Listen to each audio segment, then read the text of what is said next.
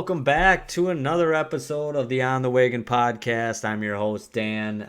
We are going to dive into some of my Las Vegas experiences when it comes to drinking and having a good time. Today's podcast is going to be super fun. One thing I want to say before I get into some of my stories here from Las Vegas, we go out with my best friends every March. I would not change any of these stories for the world. I mean, obviously, cutting out drinking now is a big deal for my life now, but I would never change the laughs that we had in Las Vegas, and I still love reminiscing about these, and even though that alcohol was involved in all these truly fun times that I'll never forget because they were really, when you get older with friends. You don't get to see them as much. They start their own families, they're working. So to have a group core of friends that go that says, hey, we're going to Las Vegas for these 4 or 5 days. We're gonna have a blast, a lot of laughs, watch a lot of basketball, and just experience things that you don't experience in Wisconsin. Las Vegas is an incredible town. It's starting to change, a little more family friendly, I should say. There's obviously the football team's coming in there. They got a cool stadium downtown now, the T-Mobile Center. So there's more events going on. It's not just the party aspect, but it's a hell of a town. It's always nice weather. So today I'm gonna have a lot of fun with this one, and I hope my good buds are listening to this one because it's fun to reminisce around this time because we're not going this year. Just because some have had some kids here in the last couple months, so we're gonna take a little time off here. But I really truly hope that we can get back there, and I hope I'm still invited, even though I'm sober, which I'm sure I will be. But it'll be an excellent time. First one I want to start with. This was a few years ago, so we always thought that. We usually have about 5 or 6 guys. One year we had 7. So we could pool our money together, as we could say, and stay in a nicer spot. So we always stay at the Venetian, a suite, all in one room. We always can keep tabs on each other. Hardly in the room at all anyways, unless we were going up getting drinks or changing or, getting ready for the night or sleeping the few hours that we did on those days. But so we'd always stay at the Venetian. So if you're familiar with the Venetian, it's not dead center on the Strip, but it's close enough, right? It's you look at the Strip like, oh, these hotels don't, or these casinos and these don't look that far, and then you start walking and you got to cross a lot of different stuff. So that's why it for anybody going to Las Vegas, I'd always suggest try to stay in that middle tier of Las Vegas Boulevard. But anyway, so we did this a few years. So we went to the Hard Rock. It's renamed now, I think. But the Hard Rock Hotel had this pool party, well known, called Rehab Pool Party. Great name for it, right?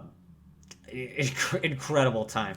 So how it works is, I think it was $2,000. So for $2,000, you got a cabana, which included a couple couches. You had 2 waitresses, a bar back. So basically, you'd pay this money and you would just get taken care of all day, right? You'd spend up to $2,000, so you could buy, they had these cool mixed drinks and these glass cups that you could go in the water with. You could bring bottles if you want. You could have full bottle service, but then you could have pizza. You could have, their food menu, just crazy. So you had to work to get up to it, and everybody's thinking, well, prices are probably pretty expensive. Yeah, they were more, but as we realized, so we had 6 to 7 people, it'd be about $150 a piece, I think, or something. I think it was $1,800. I don't know, something. It wasn't a ton of money, but you were there from 11 a.m. until it closed at 7 p.m. Usually they'd start to fire up the music around 3:30, halfway through, which they have a cool DJ in there, or sometimes they had big professional acts there. So, anyways, we get there, and it's a heavy security thing. Like, they don't want, they don't want you bringing in your booze. They check for, guns and drugs, obviously. And so they do this extensive, pat down, go through all your bags. People would bring in drugs and pens. I know we were talking to security, just crazy stories. So they always put a guy in charge of, your bungalow, they call it. So like you have a guy in charge of it, then you have the two waitresses and bar back. He's like, dude, if you need anything, let me know.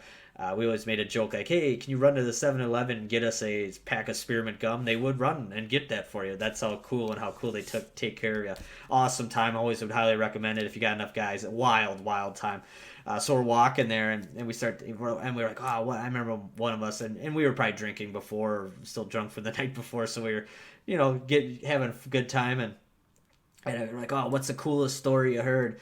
He's like, well, I don't know if it was cool, but last summer we had to kick a pretty famous person out for smuggling in cocaine in an EpiPen.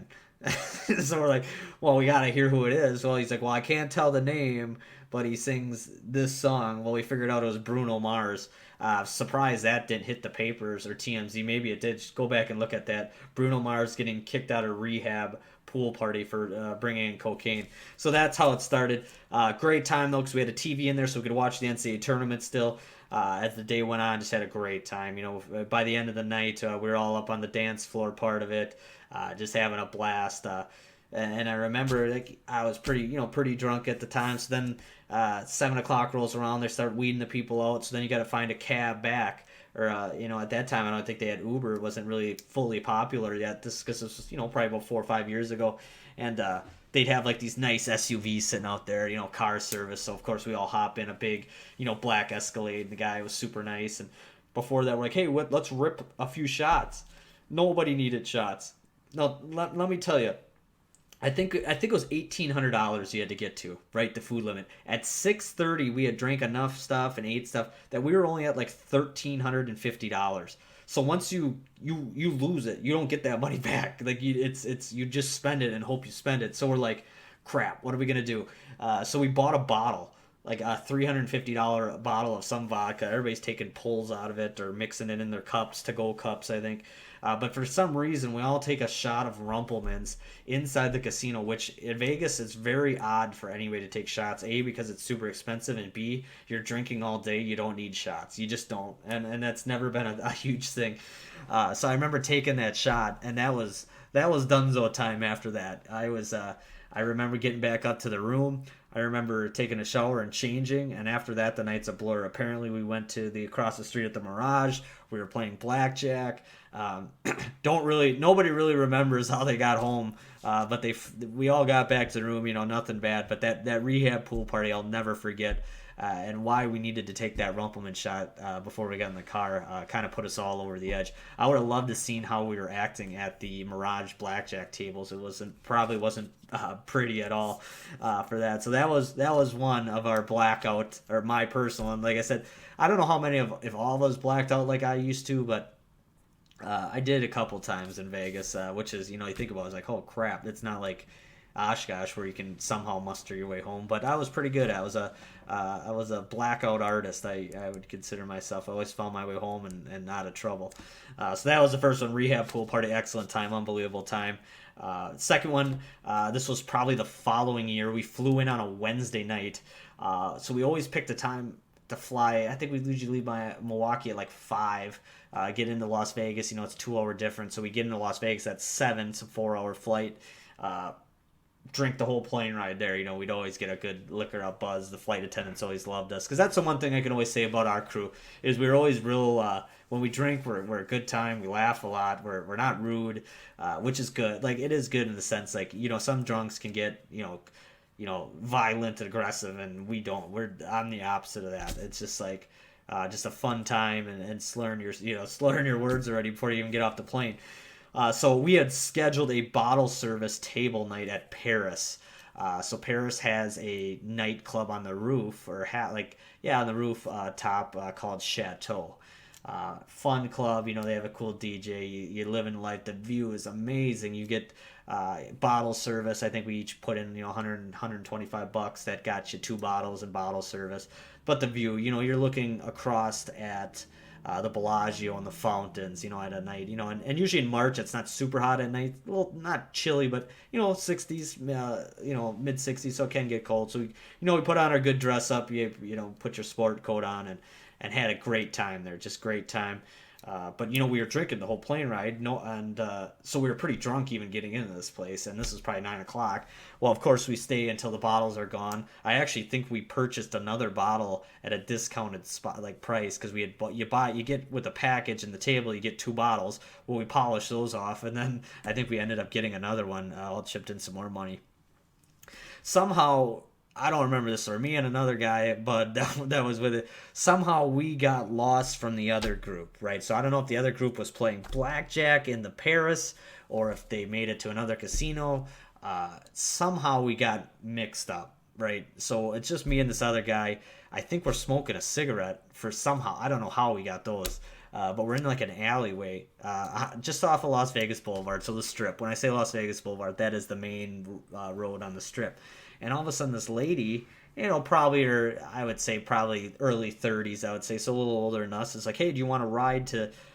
I'm heading to this cool big time spot. Why don't you come in or ride with us? And it happened to be a strip club, which we didn't know at the time. I don't think, or at least I didn't. It's like, oh, let's hit this spot, and so now we jump into this car. Now we're not, no, me and this other guy. Now we're not talking an Uber, right? We're not talking a taxi. We're not even talking a nice car service that, for like I talked to thing. We're talking about like a Honda Accord that we're riding on Las Vegas Boulevard. Now, if you're familiar with Las Vegas Boulevard is always packed, jam packed with cars. So all of a sudden we're driving. I remember I'm like, okay, there's the Venetian on the right. We're going further. So when you're going further past the Venetian on north, I think it is, you're going towards Fremont Street, right? You're going towards Old Town Las Vegas. Don't remember anything really. I mean, I don't remember what spot we were, but all of a sudden we're in this hole in the wall type of strip club, right? So it's me and another guy. We sit down, we get some drinks. Like, yeah, I don't remember a thing. I couldn't tell you the people we were talking to, but apparently we were talking to some people or talking to some of the dancers. And one thing led to another, and we're like, oh, now we're in this private room, right? So now, and I know my mom's probably listening to this one, but nothing bad happened, I promise. But all of a sudden, like, I was like in that blackout mode, like, okay, and all of a sudden it hit me. I'm like, I gotta get out of here.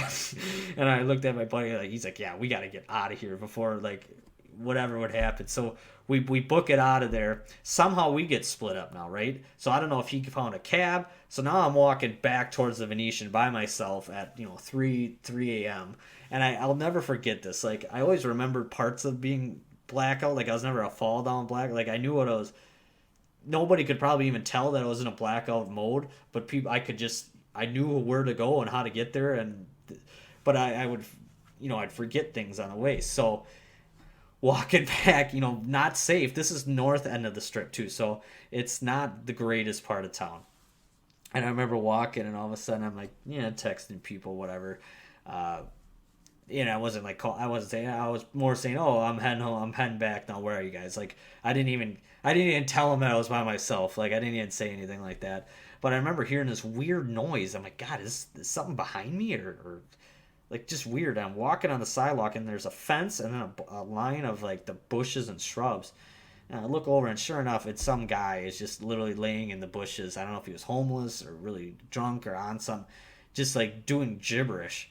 So I stand next to I say, hey, you all right or something? I remember distinctly talking to him. He's like, hey, can I use your cell phone?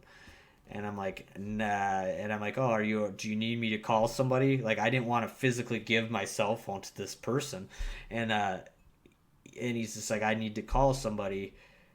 And I said, well, do you need assistance, help, or anything? And he wouldn't respond. He wasn't. I could tell he was on something and drunk, but I could tell that he was probably on the homeless end, or it was on these. So I'm like, I will gladly make the call for you, but I'm holding on to this cell phone.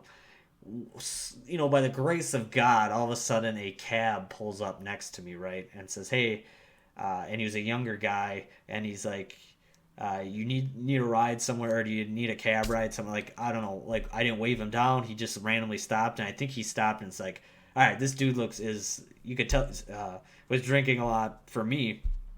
And he's like, hop in. I'm like, oh, I'm right at the Venetian. He's like, oh, no problem. You're about, a mile down. I don't think he even charged me for the ride. I think I gave him, a $10 tip or whatever, $10 that here, keep it. So just like, not saying anything would have happened, but just little things like that. Like now you go back and think, but that guy, I felt bad for him, but I'm like, there's no way in hell I'm handing over my cell phone to this guy. I will do as much as I can in my drunkenness state, but I am not giving my cell phone. So that was the Paris bottle service issue. I'll call that one. The final one, and just to remember, guys, most people go to Vegas for the weekend, right? 2 to 3 days. We were there 5 or 6 days sometimes, which is just incredibly too many days as you got older. We were really hurting. So this is one of those times. So this is 2 years ago. One of our favorite times, right? So I remember we fly in Wednesday, Thursday, have a great time. Friday, everybody's hurting, right? We're starting to get, I think we're all 30 at this time. We're going to be turning 30.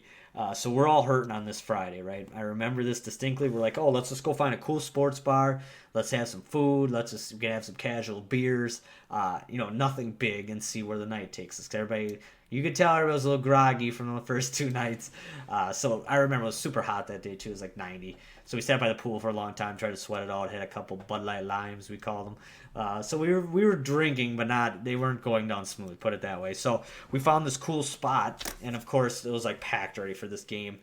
So this is Friday, right? So Friday we're like, let's go back to our hotel. Let's sit. They have the Venetian has a cool like food court area where they have like Johnny Rockets, Subway,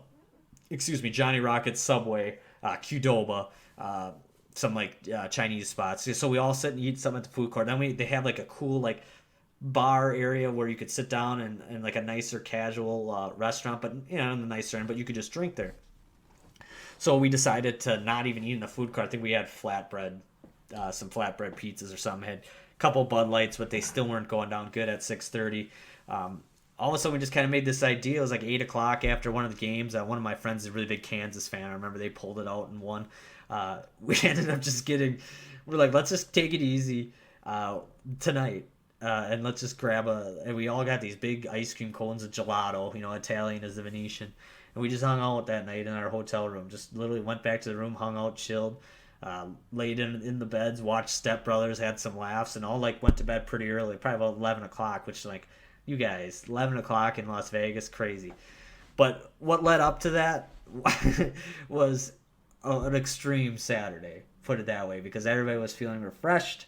Everybody was feeling upbeat, because usually we leave on Monday, so usually we had plugged in Sunday as a kind of recovery day, but we went at it. So it's what we did. The plan was the Final Four. It was the Elite Eight game. And obviously the game started earlier out there, 2 hours earlier. Usually it started like 6 and 8 out, whatever. So this game started at 2, right? So 2 o'clock. It was Kansas State versus Loyola Chicago. Loyola's magical run. If you can hear my dog Phil is growling in the background, he must not like this story. But so we go to this place down where we've been a few times. They have a fun band there called the Whippets. They pick on the crowd and they play all 80s and 90s music and just bash everybody in the crowd. So it's called Carnival, right? It's an outdoor bar. If you guys want to go there sometime, I'd suggest it. A lot of laughs. It's between the Link and Bally's, I think it is, or one of those two, or Flamingo.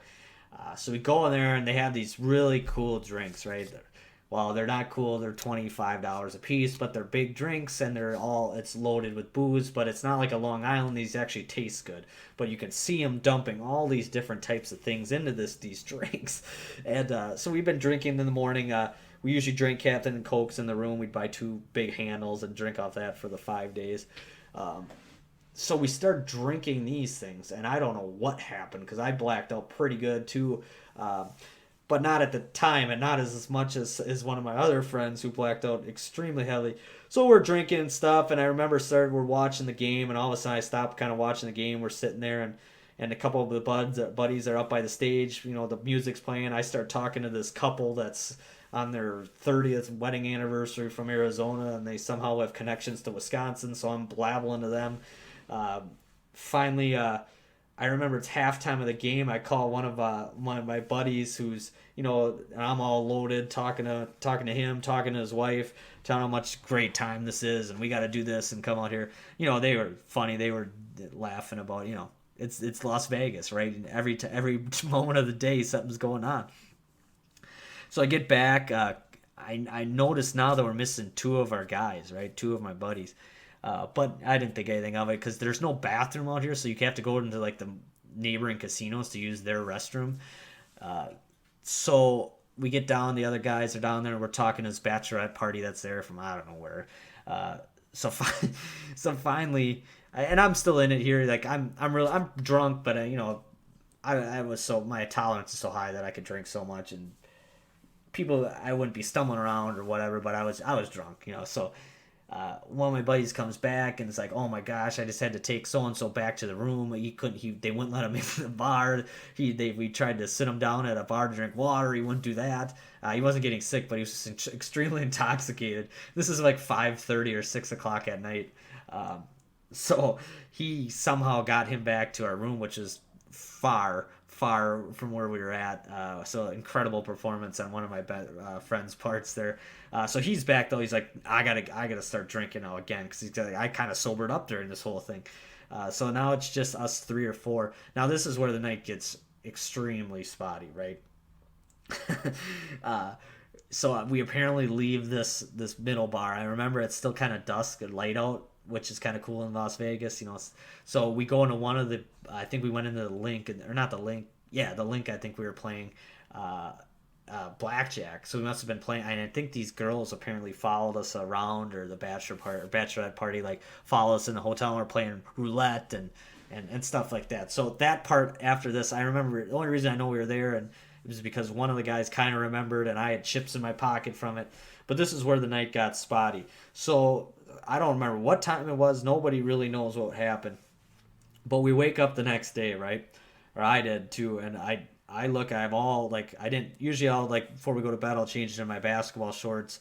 I'm sleeping in the same outfit I had on with my shoes on. My wallet's spread out all over the bed. There's cash, there's chips. I look around the room. The guys are in there. They're passed out still, and the room is destroyed, like bad. Like I'm like, and we never did that. Like we're never in the room. Like it's usually just this one counter that has our cups, drinking cups, but then it's just like we always played cards in the room, and then it's just our luggage and suitcase. That's it. Like we didn't. So this is very unusual that this room it's a 2-level suite, so there's furniture that's brought up from the lower level. There's a lamp that's broke. We go into the bathroom. There's a mirror that's spider webbed, like a little, like, not the big mirror, thank God, but the little, like, cosmetic mirror that's shattered or smashed. There's this ginormous red stain on the floor, like no lie, on the carpet, like huge. Like I'm like, whoa, what? We look at the wall of the door. There's like a nice, like, big entryway, and there's like 3 or 4 glass bottles shattered that were by the door. I'm like, oh my god. So everybody starts waking up, and like we're trying to piece together this. So we don't know if it was from the drinks at this place. We don't really know after what happened. So now we're like trying to figure out, well, why is this red stain on the floor? Well, it comes to find out that I was the one that made this purchase because nobody did. Because I had to go back and look at my credit card or my debit card statement or whatever, one of them, to see who ordered from Fat Tuesday. Now, Fat Tuesday are these little places on throughout the Las Vegas Boulevard where you get those big Cousin Eddie drinks, right? Those big, mixed fruity slushy drinks. Well, apparently I bought that, and because there was a cup on the floor, so that we figured out that somehow I spilled that all over. We figured out that all of us had thrown a beer bottle against the door and shattered it. We don't know how the furniture got moved around. We don't know how the spider was. Just an absolute mess. That this was, I could not believe it. So this is Sunday. So thank God that we were not charged for any of this stuff. I have no idea how. We fixed the lamp as good as we could have. But the mirror we left there, I mean, it was spider web. So I mean, but then again, you got to think, like, okay, we stayed there for so many years, and how many rooms were worse than this? So like the stain on the floor, I'm like, oh, I mean, how many people have spilled stuff or got sick on the floor? So we're like, okay, that's probably the least of our issues. That Dan dumped a whole full Cousin Eddie drink on the floor, like, and we picked up the glass. So it's like, just trying to piece together that night, and I'll never forget that day. Duke played Kansas, great game, and I was so miserable, hungover, and I think everybody kind of was, but we ended up going downtown to Fremont Street because we had an early flight the next day, but nobody really drank. But we like going down to Fremont because there were some incredible people down there just to watch. I would have like people watching, and drinks are cheaper down there, and you could play cheaper roulette and blackjack. So those are my three big blackout stories, I would say, that I had kind of pieced together over the years. But I want to, reinitiate all these experiences. Nothing, all the years we went, nothing bad happened to us. The laughs outweighed everything. We still talk about that to this day when we get together. And I hope to keep, heading out there and making more memories, even though that I'll be sober out there. But that I don't think that'll matter. It's just a great place. It's an awesome town, just fun place. And if you like to play cards and gamble too, excellent time to win some money out there. But that'll wrap up this week's podcast. A real fun one. Las Vegas, crazy. I was funny. I was flipping through our Roku and came across Leaving Las Vegas, which is never seen it. Always heard, this is, and if you're not familiar, it's basically a story about Nicolas Cage as the actor, a guy that was fired from some Hollywood job and decides that he's going to drink himself. He's an alcoholic, drink himself to death in Las Vegas, and he meets this, hooker basically, and then they have kind of a romance. And I just remember him stumbling around Las Vegas, and I can remember me stumbling around Las Vegas. So crazy. That's why I said I have to do the Las Vegas pod this week. So stay tuned for next week. My voice is starting to go. I got to get some more coffee and some aloe juice in me, and we will talk to everybody next week. Just remember, one day at a time, stay sober, and have a great weekend.